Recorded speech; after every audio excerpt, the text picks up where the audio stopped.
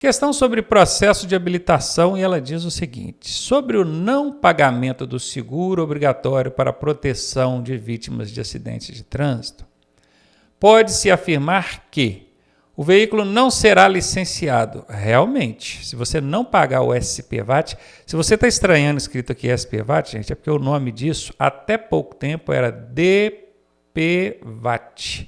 Mudou, tá? Agora é SPVAT. É o seguro obrigatório do veículo. Seguro obrigatório para proteção de vítimas de acidente de trânsito. Se não pagar o SPVAT, o veículo não será licenciado. Então, isso aqui é verdade. Pode ser essa a resposta. O proprietário não terá direito à indenização em caso de sinistro. De fato, se o proprietário não pagou o seguro e envolveu no sinistro, bateu num poste lá, arrebentou a cara, ele não vai receber. O proprietário não recebe. Se for outra vítima, vamos supor que esse camarada aqui, esse proprietário, não pagou o SPVAT.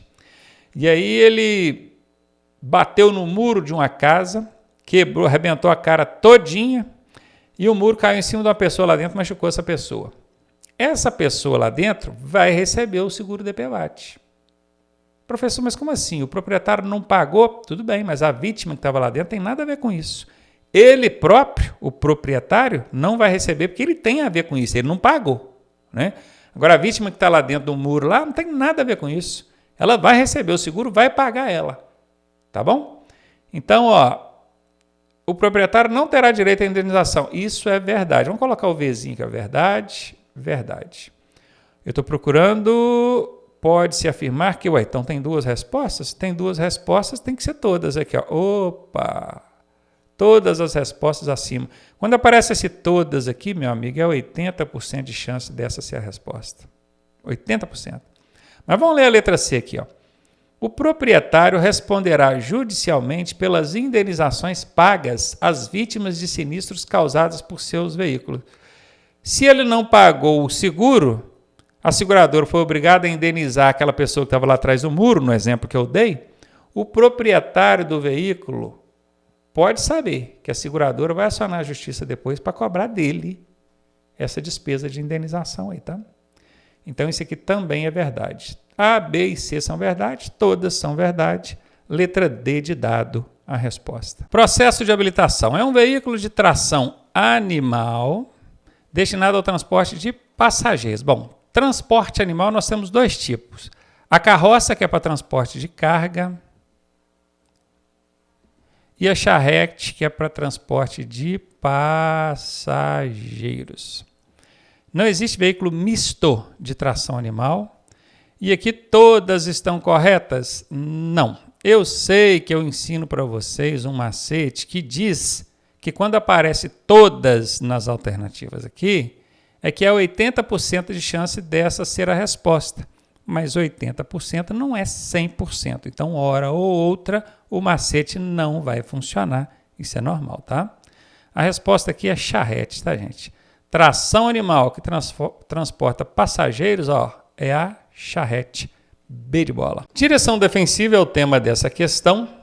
No comportamento sobreextersante, eita, aquela partezinha chata de direção defensiva, né? Mas a gente tem que entender, tem que aprender.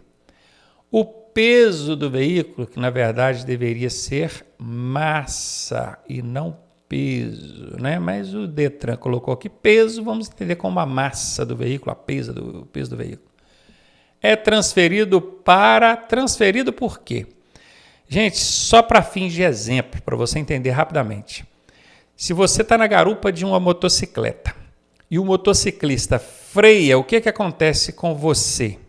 Você é projetado para frente ou projetado para trás? Você é projetado para frente, não é? Se você não estiver bem segurando ele, você dá até uma capacetada, né? Bate o seu capacete no capacete do cara que está pilotando. Então, quando a gente freia, o peso, a massa vai para frente. Quando a gente acelera, é o contrário. Acelera.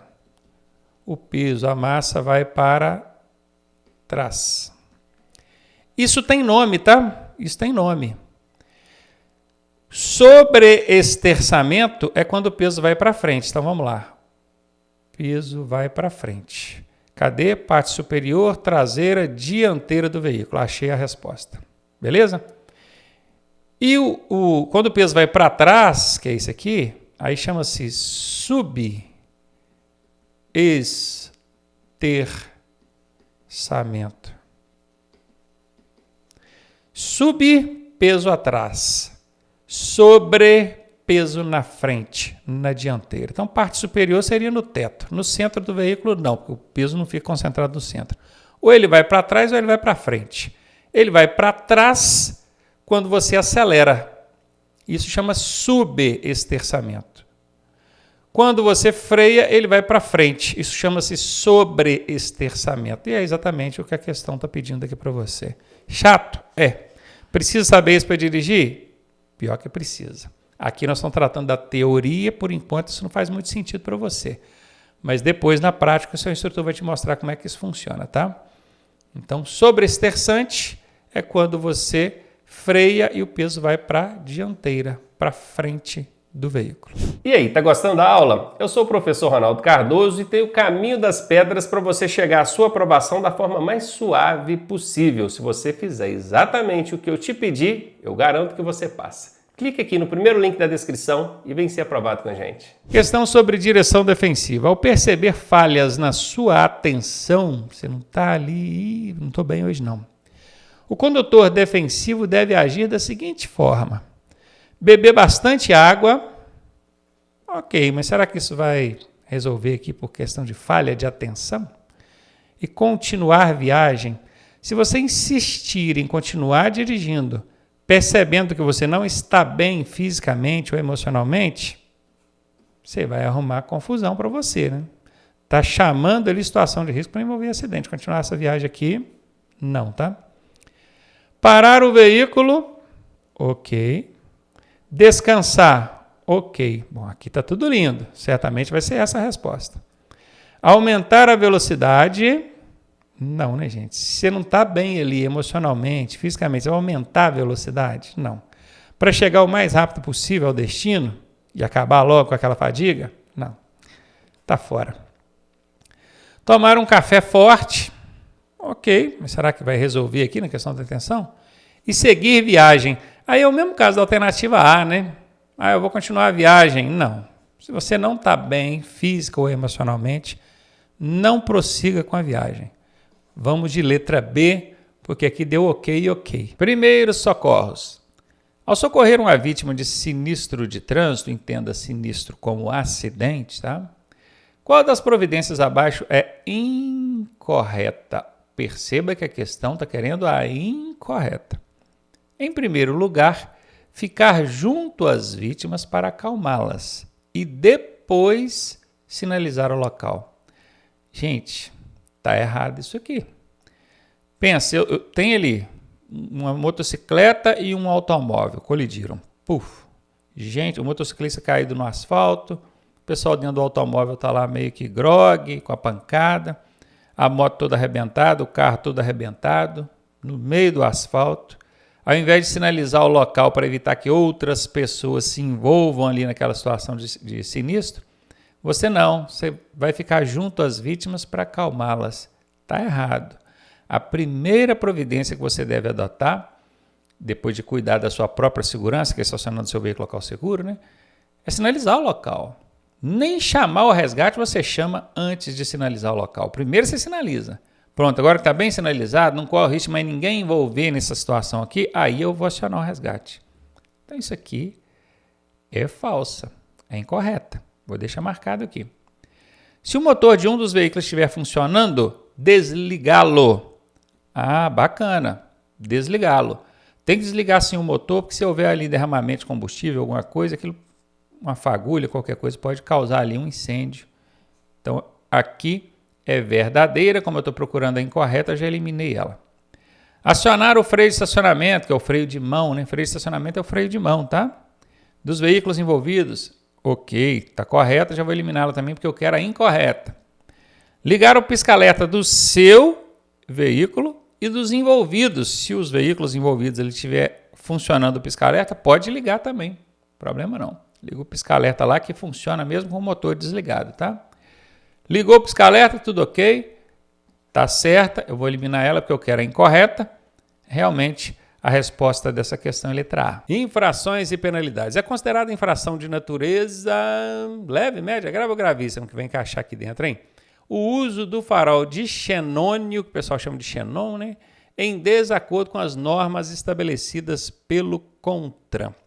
Essa infração, gente, aliás, essa questão é uma questão que eu considero covarde, porque eles dão uma situação e te perguntam, isso é leve, média, grave ou gravíssima? Gente, são mais de 500 condutas infracionais. Como é que você vai decorar isso tudo? Eu tenho 20 e tantos anos que eu sou instrutor de trânsito, eu não sei todas de cor. Eu, às vezes, até acerto aí 90%, 95%, porque eu já conheço muitas, né? Fui aprendendo ao longo da profissão, nunca preocupei em decorar isso. E também porque eu já conheço alguns macetes que ajudam a identificar se é leve, média, grave, gravíssimo. E eu até ensino esses macetes para vocês. E não tem quem saiba, tá? Não tem policial rodoviário federal, não tem ninguém que saiba todas de cor. Não tem como. Até porque isso fica mudando constantemente. O que é leve hoje, amanhã pode ser grave, o que é grave pode ser leve. Isso muda. Então, é perda de tempo querer decorar isso, tá? Não tente. Mas é o seguinte, eu tenho um macete que nessa questão aqui nem ajudou muito. Que o macete é o seguinte, quando a infração oferecer risco direto, né? Risco indireto, não. Ah, se acontecer assim, pode ser que não. É risco direto. A segurança ou a vida, aí a infração é grave ou gravíssima. Risco direto. Por exemplo, deixar de usar o cinto de segurança, avançar o sinal vermelho, risco direto. A segurança, a vida, grave ou gravíssima, né? Agora, farol, mexeu lá no sistema de iluminação do veículo. Será que isso oferece risco direto? Sinceramente, indireto talvez ofereça, porque o cara vai e coloca uma iluminação ali inadequada no veículo, aquilo bate no olho de quem vem de lá para cá, e aí pode acontecer um acidente, um sinistro, né? Agora chama de sinistro. Indireto até quando, mas direto não. Então essa infração teria que ser média ou leve, né? Pelo meu macete. Pois é, mas o macete aqui dessa vez não funcionou. Essa infração é grave. Mexer no sistema de iluminação do veículo, farol, essas coisas, é grave. Grave, não mexam, tá? Beleza, guardou? Ó o macete, hein? Apesar de não caber aqui nessa questão, mas eu uso ele, ajuda muito. E essa aqui eu já sabia que a resposta era grave, porque eu já decorei, né? De tanto ver ela. Sistema de iluminação, o pessoal mexe constantemente. Motoqueiro, então, motociclista, né? Adora mexer no farol da moto. Não pode, é grave. Beleza? Infrações e penalidades. Considerando o erro metrológico admitido pelo Imetro para o etilômetro, o que é? Ih, rapaz, aqui complicou, tem tudo, né? Metrológico, Imetro, etilômetro, o que é isso?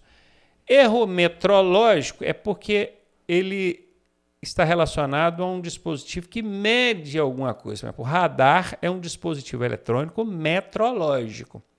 Professor, mas ele mede quilômetros, não é metro, não. Quando fala metrológico, não é que ele está medindo metro, não. Tá? Metrológico é de medir alguma coisa, tá? O etilômetro, que talvez você não saiba que é o bafômetro, se coloca aqui bafômetro, todo mundo saberia, né? Mas o nome certo é etilômetro. O etilômetro ele faz uma medição, por isso que ele é um equipamento metrológico. Esse equipamento metrológico ele tem uma margem de erro. Quem definiu isso? Foi uma resolução do CONTRAN, por meio de estudos realizados pelo Imetro. Imetro é o Instituto Nacional de Metrologia, metro de medição, Instituto Nacional de Metrologia. Ele analisou e viu só, o etilômetro costuma errar na medição dele. E aí chegaram lá, ó, o máximo que ele erra é 0,04 miligramas. mg, miligramas. Esse é o erro máximo dele. Para não punir ninguém injustamente, toda vez que um condutor sopra o bafômetro ou o etilômetro, o que o etilômetro registrar lá, eles vão subtrair por esse número, porque sabe que isso aqui é a margem de erro. Sacou? Por isso que aqui fala, ó, considerando o erro metrológico admitido pelo Imetro para o etilômetro, a partir de quantos miligramas de álcool por litro de ar alveolar é considerado crime de Trânsito durante a fiscalização. Se você for lá no Código de Trânsito Brasileiro e olhar no artigo 165, você vai ver que 0,3 miligramas de álcool por ar alveolar. Ar é porque você sopra. Alveolar é porque vem dos alvéolos pulmonares, vem de dentro dos pulmões, não é aquele ar que está na boca ou na glote aqui, é de dentro dos pulmões. Puxa lá do fundo, ó, e sopra. Tem que soprar por no mínimo 5 segundos, né, que o policial, quem está fiscalizando, ele fala. Então esse ar alveolar é isso. Soprou lá, se der essa medida aqui no aparelho, ó, não vai ser considerado crime. Porque o Código de Trânsito fala que para ser crime tem que ter essa medida ou mais. Só que na hora que soprou, deu isso aqui lá no visor do aparelho. Como tem um erro metrológico disso aqui, ó, se eu pegar esse número aqui e diminuir por esse aqui, vai dar isso aqui, ó, 0,26. E aí não é crime. É infração, mas crime não é não. Crime é que vai para a delegacia, toma até cadeia, né? Se não pagar ali a fiança e tal. Entendeu? A partir de 0,3 miligramas é crime, mas tem que adicionar aqui a margem de erro. Então seria 0,3, só para facilitar, gente, deixa eu ajudar aqui, ó, borracha. Deixa eu ajudar aqui, caneta. É aqui, tá? 0,30 para ficar mais fácil para você. Se você somar 0,30 a 0,04, vai ficar 0,34. Ah, beleza. Então, a partir desse índice aqui, é crime. Cadê a resposta? Está aqui, ó. Viu? Porque o código fala que a partir disso aqui é crime, mas tem a margem de erro. Então, tem que somar aqui os 0,04 para chegar a esse valor. Então, mas veja bem a questão que está falando, considerando o erro, tá, gente? Se não falar nada de considerando o erro, o Código de Trânsito Brasileiro prevê como crime, aí seria esse número aqui, pronto. Tá? Porque aí não está questionando ali que foi medido, que tal, tem que considerar mais dia, nada disso. Ok? Resposta C aí. Questão sobre infrações e penalidades. O recolhimento do CRV, isso aqui significa Certificado de Registro do Veículo. Ele poderá ocorrer quando? Então a gente precisa atentar aqui a duas coisas. Primeiro, não confundir certificado de registro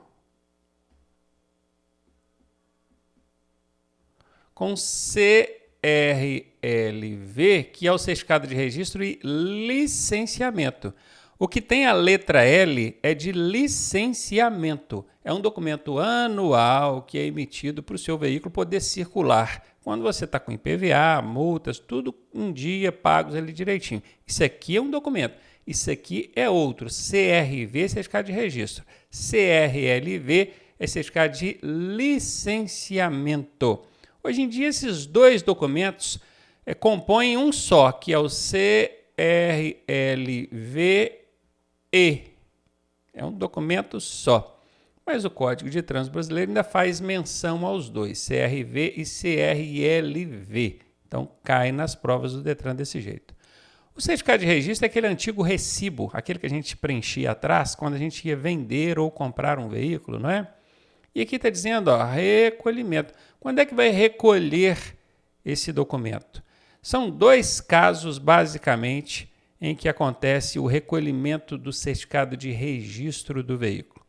Quando o policial estiver fiscalizando ali e suspeitar de inautenticidade ou adulteração. Vou até escrever isso aqui. Está escrito aqui, não? Ou não, aqui não tem, não. Não tem, então vou escrever.